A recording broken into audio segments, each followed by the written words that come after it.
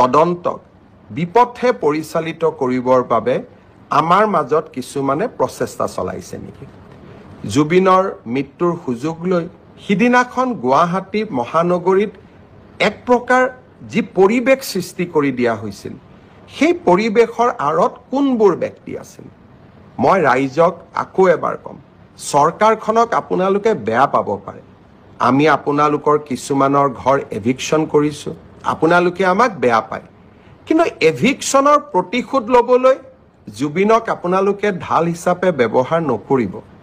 জীৱনকালত কোনটো জাগাত আপোনালোকে জুবিনক সংগীত অনুষ্ঠান পৰিৱেশনৰ কাৰণে মাতিছিল?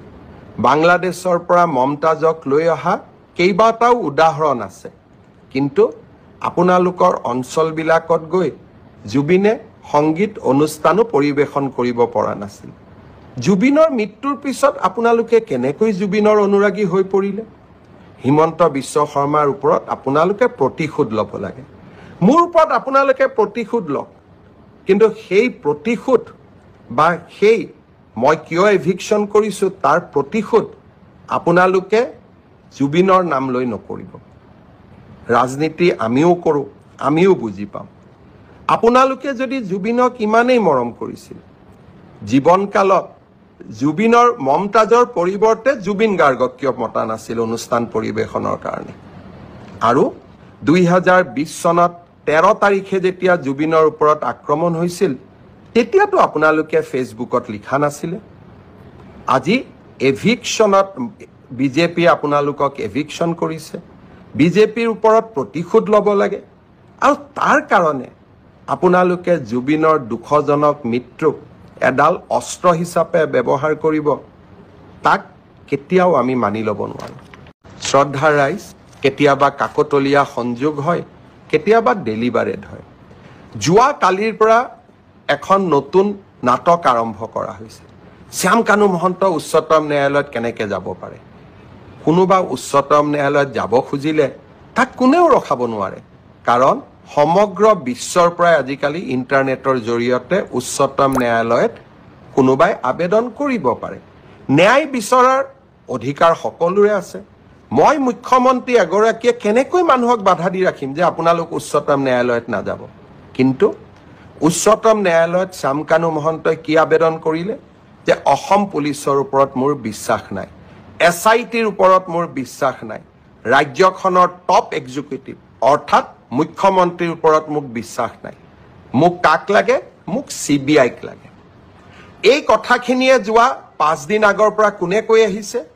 অখিল গগৈ ডাঙৰীয়াই মোক লিখিতভাৱে জনাইছে যে অসম পুলিচৰ ওপৰত মোৰ আস্থা নাই, মুখ্যমন্ত্ৰীৰ ওপৰত মোৰ আস্থা নাই, CBIত এই তদন্ত দিব লাগে। দেৱব্ৰত শইকীয়াই লিখিলে ৰাষ্ট্ৰপতিক যে এই তদন্ত CBIক দিব লাগে, আৰু এতিয়া শ্যাম কানু মহন্তই লিখিলে যে এই তদন্ত CBIক দিব লাগে। এয়া কাকতলীয়া সংযোগ নে এয়া এক প্ৰকাৰ ষড়যন্ত্ৰ তাক মই নাজানো, কিন্তু শ্যাম কানু মহন্ত, অখিল গগৈ, দেৱব্ৰত শইকীয়া কোনেও অসম পুলিচক বিশ্বাস নকৰে, কিন্তু এই অসম পুলিচেই আজি ছিংগাপুৰত হোৱা ঘটনা এটাকো আমি তদন্তৰ আওতালৈ আনি 4জনকৈ ব্যক্তিক আমি আজি জেলৰ হাজতত ৰাখিবলৈ সক্ষম হৈছোঁ। SITক, অসম পুলিচক শ্যাম কানু মহন্তইও বিশ্বাস নকৰে, অখিল গগৈও বিশ্বাস নকৰে, দেৱব্ৰত শইকীয়াইও বিশ্বাস নকৰে। এয়া কাকতলীয়া সংযোগ নে আন কিবা, তাক সেয়া বিচাৰৰ দায়িত্ব আপোনালোকৰ।